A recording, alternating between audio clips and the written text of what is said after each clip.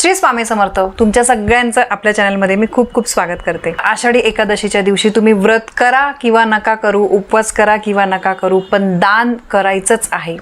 आषाढी एकादशीचा दिवस बघा, आपले विठ्ठल भगवान, रुक्मिणी माता यांची त्या दिवशी आपण पूजा करतो, आराधना करतो. विष्णू भगवानांची सेवा केली जाते. विठ्ठल भगवान आणि विष्णू हे एकच रूप आहे, तर त्यामुळे आपण विष्णूंची सुद्धा या दिवशी सेवा करतो. आणि जिथे विष्णूंची सेवा केली जाते तिथून माता लक्ष्मी कधीही जात नाही. आणि या दिवशी, अशा शुभ दिवशी, प्रभावी दिवशी आपण जर दान केलं तर आपल्या आयुष्यातले अडीअडचणी, दुःख, संकट हे कमी होतात. माणसाच्या आयुष्यात बघा, दुःख संकट येणारच आहे. सुखामागून दुःख, दुःखामागून सुख हे येतच.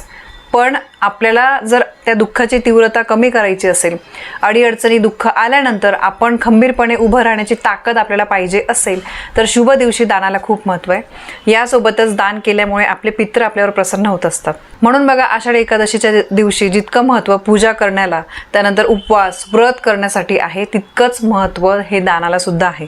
या दिवशी दानधर्म करणे, गरजूंना मदत करणे, यामुळे आपल्या आयुष्यामध्ये चांगल्या घटना घडतात. तर बघा, पूजा कशी करायची, काय करायची, याचा व्हिडिओ लवकरच तुमच्यासाठी मी शेअर करेल. या दिवशी बघा, आपल्याला नामस्मरण करायचं आहे, विठ्ठलांचं नाव घ्यायचं आहे, विष्णूंचं नाव घ्यायचं आहे. आणि आषाढी एकादशीच्या दिवशी बघा, कुठलंही वाईट काम करू नका. बघा, याचे वाईट परिणाम आपल्याला भोगावे लागतात. आपण म्हणतो की हे काही नाही होत, असं केल्याने, असं वागल्याने काही नाही, बघून घेऊ आपण काय होतं. पण खरंच आपल्याला या जन्मातच ते बघायला मिळतं की आपल्या वाईट कृत्यांचं आपल्याला किती मोठी शिक्षा मिळते. म्हणून अशा शुभ दिवशी काही वाईट गोष्टी, नकारात्मक गोष्टींपासून आपल्याला दूर राहायचं आहे. यानंतर बघा, आषाढी एकादशीच्या दिवशी धान्य दान करा. तुम्हाला काही, तुम्ही गहू, तांदूळ, काही पण तुम्ही दान करू शकतात. हरभरा तुम्ही दान करू शकतात. पण धान्य दान केल्यामुळे माता लक्ष्मी प्रसन्न होत असते. आता दान बघा, सत्पात्री करा. ज्यांना गरज आहे त्यांना तुम्ही दान केले तर त्या दानाचं पूर्ण फळ मिळतं. उगाचच कोणाला तरी गरज नाही आणि आपण त्याला द्यायचं, नंतर तो माणूस ते टाकून देतो वगैरे, मग या दानाला काही अर्थ नाही आहे, म्हणजे ते दानच होत नाही. म्हणून तुम्हाला या दिवशी सत्पात्री, ज्यांना गरज आहे त्यांना दान करायचे आहे. यानंतर तुम्हाला बघा, नोकरीमध्ये बरेचसे अडथळे येत असतील, नोकरी मिळत नसेल किंवा असलेल्या नोकरीमध्ये काही त्रास होत असतील, तर तुम्हाला गूळ आणि हरभरा दान करायचे. आजकाल बघा, गरीब लोक आहे ना, त्यांना जरी आपण काही द्यायला गेलो ते पैसे पहिले मागतात, त्यांना काही वस्तू नको असतात. मग तुम्ही काय करू शकतात, सोबत तुमची जी वस्तू आहे, आता समजा तुम्ही गूळ आणि हरभरे दान करणार आहे तर ते द्या, त्याच्यासोबत तुम्ही 11-21 रुपये द्या, म्हणजे त्यांना पण समाधान वाटतं. याशिवाय बघा, गरजूंना तुम्ही कपडे दान करा. जर नवीन कपडे दिलं तरी चालेल, जुने कपडे तुम्ही देत असाल तर ते फाटके तुटके असे कपडे देऊ नका. स्वतःचे चांगले वापरण्याचे कपडे, तुम्हाला काहीतरी होत नाही आहे, साईज लहान होते वगैरे, वापरायचे नाही आहे, तर तुम्ही ते कपडे स्वतःचे नेहमी धुवूनच द्यायचे असतात. कधी पण लक्षात ठेवा, कपडे दान करताना नेहमी धुवून द्यायचे असतात स्वतःचे. तर गरजूला तुम्ही कपडे दान करा. अन्न दान करा. काही तुम्ही वडापाव घेऊन द्या एखाद्याला वगैरे तरी सुद्धा चालेल. अन्नदानाने सुद्धा आपल्याला खूप पुण्य मिळतं. यासोबतच या दिवशी ब्राह्मणांना पिवळे वस्त्र दान केले जातात. आषाढी एकादशीच्या दिवशी पिवळ्या रंगाला खूप महत्त्व आहे. तुम्ही स्वतःसुद्धा जमलं तर पांढऱ्या पिवळ्या रंगाचे या दिवशी कपडे घाला आणि पिवळ्या रंगाची मिठाई, पिवळ्या रंगाची केळी, फळ येतं बघा, अजून पिवळ्या रंगाच्या गोष्टी ज्या आहेत त्या तुम्ही गरजूंना दान करा. यामुळे आपल्याला आपल्या जीवनामधला त्रास कमी होण्यासाठी मदत होत असते. गरजूंना अन्नदान केल्यामुळे आपल्या आयुष्यातली गरिबी जी आहे तर ती दूर होत असते. आणि बघा, तुम्ही पाण्याची बाटली देऊ शकतात, तुम्ही काहीतरी भांडं वगैरे दान करू शकतात. काही, आता बघा, पावसाळ्याचे दिवस आहे, तुम्ही छत्रीसुद्धा दान करू शकतात. त्या लोकांना बघा, राहायला घर नसतं, अगदी लहान लहान बाळ वगैरे आपण बघतो सिग्नलवर वगैरे, वाईट वाटतं कधी कधी.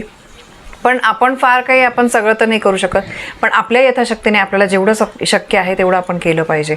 आपण आपल्यातला खारीचा वाटा दुसऱ्याला दिला ना तर त्यामध्ये नेहमी भर पडत असते. म्हणून बघा, गरजूंना तुम्ही या दिवशी जमेल ती गोष्ट दान करा.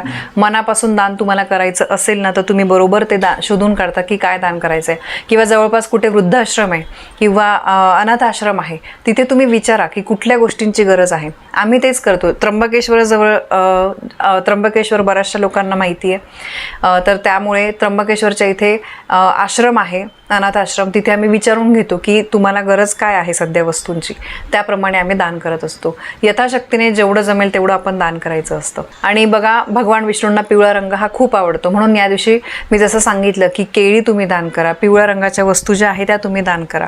पिवळ्या रंगाचं धान्य म्हणा, अन्न म्हणा, मिठाई, हे तुम्हाला दान करायचं आहे. यामुळे आपल्या जीवनामध्ये कधी पण धनधान्याची, पैशाची कमी भासत नाही, आपल्याला आर्थिक चणचण भासत नाही. बघा, दान करायचं आणि इकडे मोठं कर्ज घ्यायचं आणि आपोआप फेडलं जाईल असं नाही आहे. पण अशा शुभ दिवशी दान केल्यामुळे मग आपल्या आयुष्यातला म्हणजे कष्ट जे करतो त्याच्यासोबत नशिबाची साथ मिळत असते. म्हणून या दिवशी तुम्हाला पाणी, अन्न, वस्त्र काय तुम्हाला जमत असेल ते तुम्हाला दान करायचं आहे. दानामुळे भगवान विष्णूंचा भरभरून आशीर्वाद तुम्हाला मिळेल. तुमचे पित्र तुमच्यावर प्रसन्न होतील आणि पित्रांचा जर एकदा आशीर्वाद मिळाला ना तर तुमच्या आयुष्यामध्ये कधीच खरंच अडचणी येत नाही. अनुभव तुम्ही स्वतः घ्या. शुभ दिवशी दान केल्यामुळे खरंच पित्रांचा आपल्याला आशीर्वाद मिळत असतो. तर बघा, आषाढी एकादशीच्या दिवशी तुम्ही जमेल त्या वस्तू दान कराल अशी मी अपेक्षा करते. माहिती तुम्हाला पटली असेल तर व्हिडिओला लाईक करा, शेअर करा. आपल्या चॅनलवर नवीन असाल तर सबस्क्राईब नक्की करा. धन्यवाद. श्री स्वामी समर्थ.